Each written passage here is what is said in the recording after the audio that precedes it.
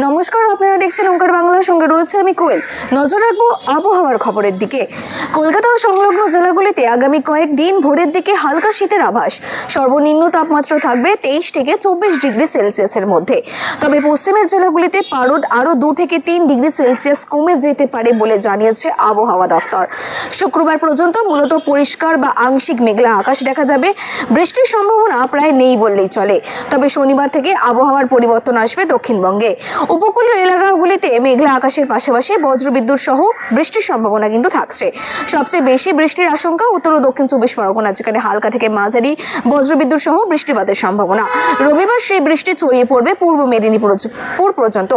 সোমবার থেকেই আবারও বৃষ্টি কমে যাবে। ধীরে ধীরে আকাশ আবারও পরিষ্কার হতে শুরু করবে।